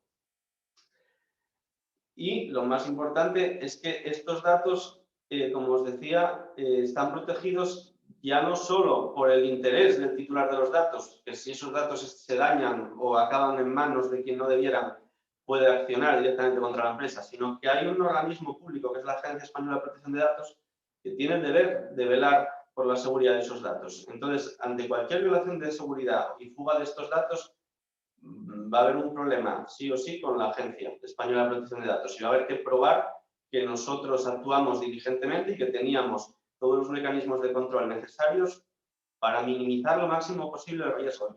El riesgo cero no existe, pero sí tenemos un deber de responsabilidad proactiva de minimizarlo lo máximo posible dentro de nuestras posibilidades como empresa. Evidentemente, no se nos puede exigir que por minimizar los riesgos comprometamos la viabilidad de nuestro negocio. Pero como he dicho, todo eso hay que tenerlo bien documentado y, llegado el caso, poder probarlo. Esto es lo que se está comentando, es el nuevo principio de responsabilidad proactiva que ya se sustancia en el nuevo Reglamento de Protección de Datos, en el Reglamento Europeo de Protección de Datos y en la Ley Nacional, la Ley Orgánica de Protección de Datos, pero que ya viene de atrás, porque ya se había incluido en su momento en el Código Penal con el compliance penal, una vez que las empresas pueden ser responsables penalmente, las personas jurídicas pueden ser responsables penalmente. Y una de las vías de exención de responsabilidad es tener implementado un plan de cumplimiento normativo que sea eficaz. Se está hablando que también puede empezar a utilizarse el llamado compliance tributario. El camino que está tomando la actividad legislativa en Occidente, sobre todo en Europa, es hacia este principio de responsabilidad proactiva, en el cual nosotros, la empresa, vamos a tener que, llegado el problema, probar que hicimos todo lo posible para que el daño no se produjera. La responsabilidad de la empresa frente a terceros es lo que os venía comentando. Por un lado, podemos tener una responsabilidad frente a la administración, como es el caso de un ciberataque que acabe corrompiendo datos de carácter personal con la Agencia Española de Protección de Datos. También puede ser con la Comisión Nacional de los Mercados y la Competencia, incluso con la Comisión Nacional del Mercado de Valores, con los trabajadores de la propia compañía, porque, como os he dicho, bueno, todas las empresas tratan al menos los datos de sus trabajadores, si no más, con los clientes de la compañía, ya que podemos perder información sensible. Por ejemplo, yo como abogado en el despacho tenemos mucha información sensible de muchos clientes. Pues evidentemente, si tenemos un ataque informático, esa información sensible puede acabar publicada en donde no debiere y entonces el cliente tiene un problema. Y las personas afectadas, ahí me refiero pues a los usuarios sin ser clientes de la compañía que pueda haber afectado el ataque que sufrió nuestra empresa en función a los datos que está recabando. La responsabilidad del órgano de administración. Aquí voy a comentaros muy brevemente lo que os decía de por qué tenía asumida la Ley de Sociedades de Capital. El órgano de administración de la sociedad puede ser responsable en el caso de que se produzca un ciberataque que cause un daño patrimonial a la compañía. Si se prueba que el órgano de administración no cumplió diligentemente con los protocolos que toda empresa debe tener establecidos, no había hecho un buen análisis de riesgos, no tenía un inventario de activos, no tomó las medidas adecuadas, se enteró muy tarde o ni siquiera se enteró por terceros que sufrió un ciberataque, el órgano de administración puede ser responsable. La Ley de Sociedades de Capital regula dos acciones por las cuales los administradores, ya no la sociedad, que es lo que estábamos hablando antes, sino los administradores, las personas físicas que dirigen la sociedad, pueden ser también responsables de los daños que se produjeron a consecuencia de ese ciberataque. Y en este caso tenemos la acción social, que sería la que entabla la propia sociedad, o sea, los socios de la sociedad, contra el órgano de administración para restituir el perjuicio que se causó a la masa patrimonial de la sociedad, por acción individual de un tercero, un cliente, un proveedor, que pueda haberse visto afectado por el ataque que sufrió la compañía. En este sentido, ¿qué dicen los tribunales? Bueno, pues la respuesta, la verdad, que es complicada. En el caso del phishing bancario, la jurisprudencia sí es prácticamente unánime que la responsabilidad es la entidad financiera. Prácticamente unánime al día de hoy. ¿Por qué? Bueno, pues porque entienden que, bueno, aunque ya hablaron de ellos mis compañeros para que nos entendamos, aquí sería el caso de que una persona entra en su banca electrónica a través de un terminal infectado, mete sus datos, esos datos un ciberdelincuente los coge y luego los utiliza para volver a entrar en esa banca electrónica y hacer operaciones, sacar el dinero, hablando en plata, sin que el titular de la cuenta se dé cuenta, hasta que va a mirar el saldo y dice, coño, aquí desapareció el dinero. Bien, esos supuestos los hay y ya llegaron a nuestros tribunales. Las audiencias provinciales, de lo que yo tengo conocimiento, todas, pero por no pillarme los dedos, digo prácticamente todas, consideran que la responsabilidad última es de la entidad financiera, de que no debe permitir un acceso al movimiento de cuentas únicamente con un nombre de usuario y una contraseña. Por eso, como todos conoceréis, pues había las tarjetas de coordenadas, los mensajes con código confirmatorio a un teléfono móvil. Todo eso vino de las primeras sentencias que empezaron a salir a raíz del phishing en entidades financieras, que condenaban a la entidad financiera a restituir el dinero que se había sacado ilegítimamente de las cuentas de los clientes. Pero lo que respecta al resto de acciones o al resto de problemática que hemos visto, no hay una línea jurisprudencial clara ni la va a haber nunca desde mi punto de vista, porque es que es un tema estrictamente casuístico. Dependerá si la empresa tenía unos buenos mecanismos de control interno, si había invertido lo suficiente en seguridad, en ciberseguridad, para evitar el ataque. El legislador y los tribunales son conscientes de que el riesgo cero no existe, pero sí nos imponen la carga de minimizar lo máximo posible ese riesgo. Y llegado el caso, tenemos que poder probar todo lo que hicimos para minimizar ese riesgo. ¿Cómo evitar ser responsables ante un ataque? Me refiero a responsables frente a terceros. Pues, por ejemplo, teniendo buenos análisis de riesgos, teniendo implementados medidas de seguridad que podamos implementar en nuestra compañía. Evidentemente no es lo mismo un kiosco de barrio que una compañía con 1.500 empleados. No se les exige el mismo nivel de seguridad. Es verdad que no está normativizado, digamos, no se va a encontrar una lista de las medidas de seguridad que se deban adoptar por cada empresa en función de su tamaño, sector de actividad y nivel de facturación. No. Tener implementadas unas políticas de seguridad, protocolos de actuación que los empleados conozcan, acreditar que los empleados recibieron formación en esta materia y que son conocedores de esos protocolos de actuación y de los riesgos, planes de cumplimiento normativo como es el compliance penal, certificados ISO, como hay certificados ISO en ciberseguridad. Por acabar, porque ya vamos bastante pasados de tiempo, podemos concluir que la responsabilidad nace en dos planos, una la del delincuente frente a la empresa, de responsabilidad esta muy difícil de perseguir y más difícil aún de resarcir, y luego la responsabilidad de la empresa afectada, que aun siendo víctima puede ser responsable, como hemos visto, frente a terceros y frente a la propia administración. No existe el riesgo cero, eso hay que tenerlo claro, pero tenemos que tener claro también que tenemos el deber de hacer todo lo posible por mitigar los riesgos.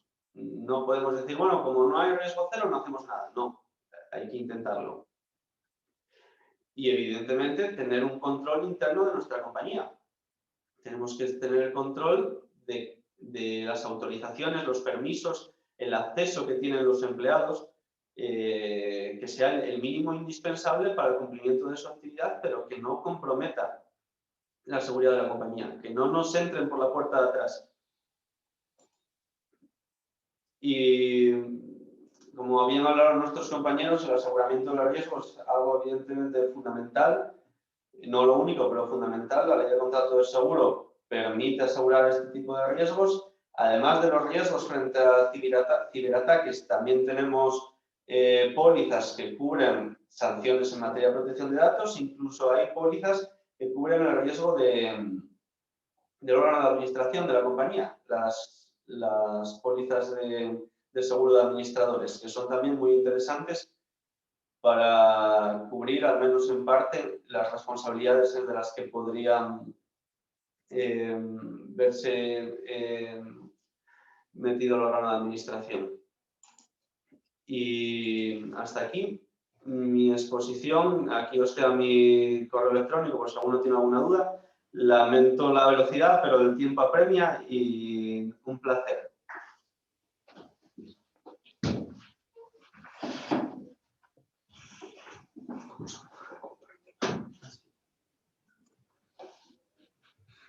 Muy bien, bueno, pues como vamos ya muy pasados del tiempo, Ignacio, te cedo la palabra a ti ahora para plantear la última parte, ya las dudas que hayan podido surgir por los asistentes, cuando quieras. Vale, gracias. Mira, tenemos alguna pregunta. Esta en concreto se dirige a Ángel y la pregunta se refiere a cómo se gestiona un asunto de transferencia fraudulenta. Sí. Que además, perdona un momento, Ángel, esto ya yo creo que ha quedado respondido. De todas formas, si quieres incidir, había otra persona también que preguntaba, muy relacionada con esta pregunta anterior, cómo actúan las entidades financieras ante una extracción de dinero de un particular en su cuenta, si dan cobertura o asumen el perjuicio. Vale, dos preguntas. La última pregunta muy interesante. Vamos a ver, ¿cómo se actúa cuando hay una transferencia fraudulenta? Desde el punto de vista de póliza, no es lo mismo que un hacker me ataque y haga desde mi sistema haga una transferencia a una cuenta X, que me engañen y la haga yo. Es decir, un caso es una garantía de una póliza de ciber, que puede estar incluida o no en póliza, porque es cierto que no todas las pólizas tienen ese tipo de garantías, pero y el segundo caso es un caso de fraude. Eso estaría amparado por pólizas que llamamos de crime, de fraude. Aspecto muy importante, porque es cierto que este tipo de siniestros, no solamente estos espectaculares de millones de euros o cientos de miles de euros, hay mucho siniestro pequeño, de 15, de 20, de 100. Por eso ahora mismo, tal y como está el mercado asegurador, es muy complicado, es muy difícil que las compañías accedan a contratar esa serie de garantías. Las pólizas de fraude son pólizas extremadamente caras, con unas franquicias muy elevadas. Las pólizas que llevan de ciber, que llevan la garantía de transferencia fraudulenta de fondos, generalmente tienen un sublímite, ese límite está sublimitado, perdona la redundancia, pues generalmente a 100.000, 120.000, 70.000 euros, que para este tipo de operaciones más chiquitinas sí que tiene cabida, sí que funciona bien, pero si nos vamos a otro tipo de fraudes más grandes, las pólizas de ciber no están confeccionadas para este tipo de casuísticas, ¿no? En relación a la segunda pregunta, creo que el compañero del despacho de abogados ya también apuntó un poco cómo se trataría en ese tipo de siniestros.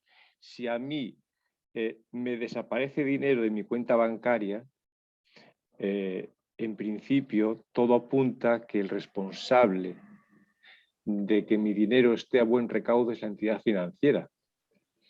La entidad financiera, y eso sí, tiene que hacer frente a ese perjuicio que yo he tenido, bien sea por una póliza de seguro, si la tiene y lo ampara, que me tendrá que resarcirme directamente. Pero eso es un tema ya que generalmente, pues, si son cuantías elevadas, se judicializa, pero bueno, en principio el responsable de que mi dinero esté a buen recaudo es la entidad financiera. Yo no dejo de ser un usuario de esa entidad financiera donde deposito mi dinero. Ahí, Ángel, si me permites también, ¿Sí? con la aprobación de los compañeros, decir que desde el punto de vista de usuario, también indicar de no hay que entregarse, lo veamos desde un punto de vista de la póliza, en manos, echarse en brazos de una póliza, que sí es necesario, pero no es la solución de oro, es una solución, ¿vale? Pero no es la máxima. Y que si lo vemos desde el punto de vista particular, hay entidades financieras que en el ámbito más particular del usuario que se ha visto vulnerado porque pues, le han hecho un pago fraudulento, etcétera, etcétera. No vamos a decir nombres, pero hay algunas que están invirtiendo en tener pólizas para hacer frente a ese gasto, digamos, de alguna manera lo asumen dentro de su actividad, y hay otras que están actuando desde una función preventiva, invirtiendo ellos internamente en sistemas que eviten que eso ocurra, o incluso formando y concienciando a sus clientes, ¿vale? Entonces, lo que no van a hacer es, y algunas no llegan a pagar, dicho de alguna manera, ¿vale? Y es, lo que no van a hacer es invertir en un cliente porque él no quiera ser consciente de que, como decía el compañero de Guardia Civil, el timo el toco mocho, o sea, nunca has jugado a la lotería, pero tú vas y le das tus datos porque te ha tocado y te alegras mucho, y luego por contra encima te lo pagan. O sea, hay un balance, ¿vale? Y hay que ser consciente de que lo primero es la responsabilidad personal. ¿Te pueden ocurrir cosas que tú no has gestionado, que tú no has intervenido? Por supuesto. La mayoría o gran parte dice que nosotros sin quererlo o sin saberlo somos partícipes del daño que nos provocamos a nosotros mismos. Simplemente ese comentario. Gracias.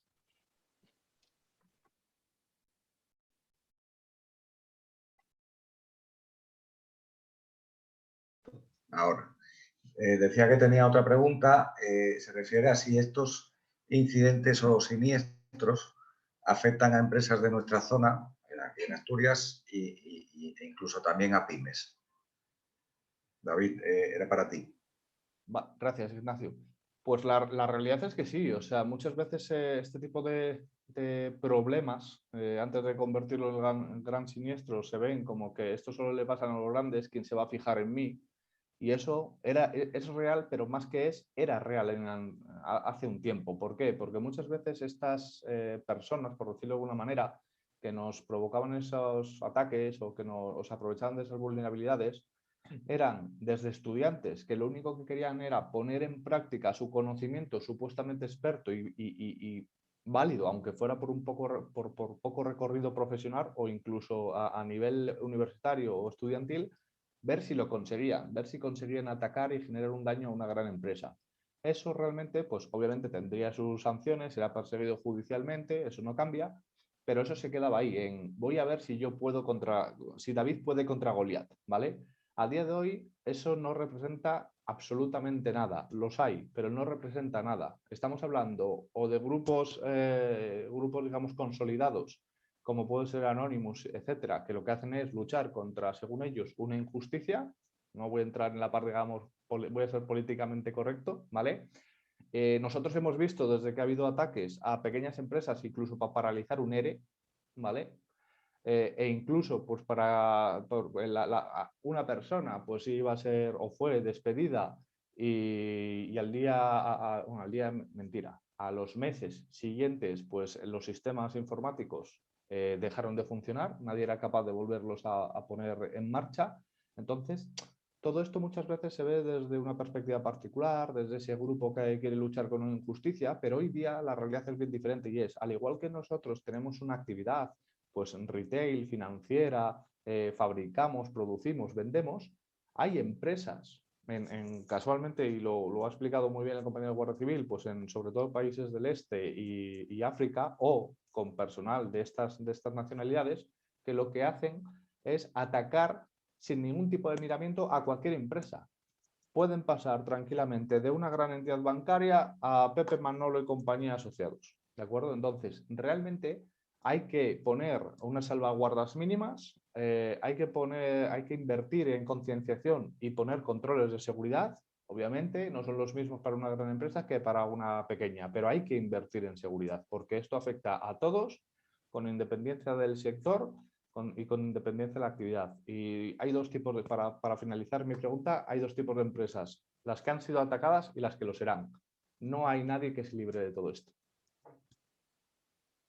Si me permitís, José Ignacio, por la parte geográfica y lo que respecta a Asturias, que era también parte de esa pregunta, ¿cómo lo estáis detectando el cuerpo de la Guardia Civil? Bueno, haciéndolo muy resumido y utilizando las palabras de David Rubio y demás panelistas, yo redefiniría esa frase y diría que en Asturias hay solo dos tipos de empresa, la que ha sido atacada y la que volverá a ser atacada. O sea, creo que eso define claramente el panorama que tenemos ahora en Asturias. Yo creo que todas han sido atacadas, en unos casos con éxito, en otros no, han logrado frenarlo, pero volverán a ser atacadas seguro. Esperemos que con menos éxito. Sí es verdad que, como decían, también ha evolucionado. Ahora, antes, me acuerdo cuando recibíamos una denuncia de un ataque a una empresa, o sea, nos está extorsionando un hacker, decían hacker y ya parecía que eso era la bomba, ¿no? Luego mirabas y, como apuntaba David, pues a lo mejor era un empleado que había sido despedido, el tío de una empleada que había sido despedido, me acuerdo de un caso concreto que le estaban extorsionando a una empresa, o no me acuerdo la exigencia, pero bueno, lo tomaban como bastante grave. Fuimos a ver la empresa in situ y lo primero que veías eran los POSIT en las pantallas con las contraseñas y las claves de acceso a las cuentas. O sea, es que lo tenían todo a la par y al final efectivamente localizamos al extorsionador y ni era un hacker ni algo parecido, era un usuario normalito que era tío de una chica que habían despedido y como tenían todos los datos de acceso y claves de acceso, les estaban haciendo la puñeta a la empresa. Hoy en día, ya como decían, sigue habiendo casos de esos, menos, ahora ya es una industria del crimen, ya son organizaciones criminales con sus roles plenamente establecidos dentro de la organización, cada uno tiene una función, son profesionales. Antes de pasar a la siguiente pregunta y en la línea de lo que estáis hablando de la importancia de la sensibilización, quería apuntar que desde la Cámara estamos ya ofreciendo algún curso que va en esa línea, ¿no? En la línea de sensibilizar a los trabajadores de las empresas, no en temas de grandes profundidades del ciberriesgo, pero sí tener una mentalidad de alerta ante pues, este tipo de cosas que muchas veces, cada vez menos, pero muchas veces nos pasan desapercibidas, como el simple hecho de bloquear el equipo una vez que lo dejas de utilizar, ¿no? Que esto parece una obviedad, pero hasta hace poco mucha gente, y ahora todavía mucha gente no lo hace, ¿no? Entonces, sí que tenemos ya uno en nuestra programación y vamos a incorporar en próximas fechas otro programa que va en esa línea. Son programas muy sencillitos, pero sí que ayudan a obtener esa sensibilización, esa toma de conciencia para, sobre todo, los que estamos trabajando en empresas, bueno, pues seamos la primera barrera de protección ante el posible ataque que, por lo que decís, si no ha llegado, llegará. Entonces, en esa línea estamos. Decía que pasaba a la siguiente pregunta, que dice: ¿cómo aplicar a las diferentes organizaciones, sean operadores esenciales o bien subcontratas o sus propios proveedores, el Real Decreto 43/2021 y qué medidas deben adoptar de forma inmediata desde su publicación? Pues sobre ese tema, vamos, creo, si no recuerdo mal, por el tema de los números de las leyes y demás, se está refiriendo la persona a la transposición actual de la directiva NIS. Lo que están buscando o lo que están viendo es que hasta el día de hoy lo que se está haciendo, lo que se estaba haciendo a nivel general, sin enfocar sobre nadie ni sobre ningún actor en específico, era que pues, grandes compañías, para proteger su continuidad de negocio, su operación, su día a día, pues invirtieran aquellas capacidades que estimaran necesarias pues, para mantener seguros sus sistemas y sus operaciones. ¿Qué ocurre con todo esto? Venimos en un mundo que está en constante cambio y con toda la evolución, por ejemplo, la digitalización, y vemos cómo surgen nuevos actores pues que juegan con unas reglas del juego que han cambiado, ¿vale? Véase, por ejemplo, entidades bancarias versus las fintech, por ejemplo, o bancos online, vamos a llamarlo de alguna manera, que, pues, en los cuales también te puedes abrir una cuenta, etcétera, etcétera. Esos bancos, digamos, no de segundo nivel porque sean menos importantes, sino nuevos, dependen exclusivamente de la seguridad que pone el banco real, ¿vale? Porque es el Banco Real el que está obligado a ceder sus sistemas y su inversión de toda la vida a ese nuevo actor a cambio de nada. ¿Qué es lo que trata de decir, por ejemplo, esta ley? Que esos servicios tecnológicos o digitales también tienen que implementar medidas suficientes para garantizar en su parte la gestión de ese riesgo. ¿Por qué? Porque si no, imaginaros, mañana cualquiera de nosotros puede montar una fintech, puede llegar a un acuerdo con una gran entidad bancaria y el día que tengan un problema, el problema lo tiene el cliente, pero el problema lo solventa la gran entidad, no yo, que soy el que estoy prestando el servicio. ¿De acuerdo? Y eso, en la misma medida, eso ocurre también, por ejemplo, con proveedores de servicio, que era el segundo comentario que hacía esta persona. Y es, muchas veces se subcontratan servicios por una cuestión, y lo voy a decir transparentemente, de amistad o de precio. Más bien lo segundo influenciado por lo primero. Por lo tanto, no se valora la inversión que quizás haya hecho otro proveedor, que puede ser el tercero o el cuarto en la lista o el último, en base a un baremo económico. Cuando surge ese incidente futuro, por ejemplo, y yo tengo casos grandilocuentes en entidades bancarias, que es lo más apetecible de contar, ¿vale?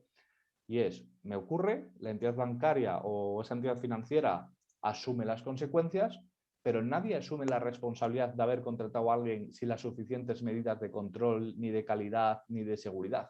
Entonces, es la ley y más que la ley, la directiva o la transposición de la directiva NIS a España, lo que viene es eso, a poner de relieve ese problema, a facilitar un marco regulatorio y normativo que hay que cumplir y que las reglas del juego sean iguales para todos, al menos en lo que viene siendo a valorar y considerar la ciberseguridad como un problema real y, por tanto, ponerle unos mínimos de solución a esa situación.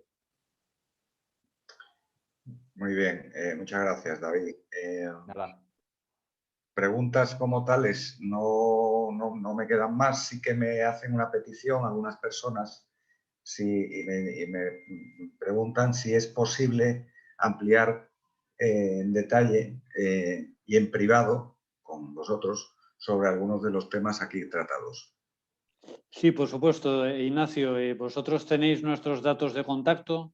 Quedamos a disposición de cualquier persona que quiera ahondar o que tenga cualquier tipo de duda en relación a este tema. ¿De acuerdo? O sea que no hay problema en que les proporcionéis nuestros datos, nuestros emails o nuestros teléfonos, y a partir de ahí gustosamente podremos dar cumplida información de lo que requieran.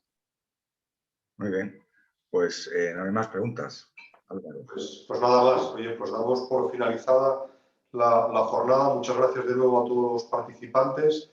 Prueba evidente del interés es que nos hemos ido una hora sobre el tiempo previsto, pero bueno, pues una vez finalizado, pues yo creo que lo que está claro es que el objetivo con el que se programó la jornada se ha cumplido más que sobradamente, que era trasladar un tema de tanta actualidad y de tanta importancia para el tejido empresarial asturiano en particular y español en general y del conjunto de la actividad empresarial en el mundo. O sea que muchas gracias a todos y hasta otro próximo encuentro. Gracias. Gracias a vosotros. Muchas gracias. Muchas gracias a vosotros. Gracias. Muchas gracias.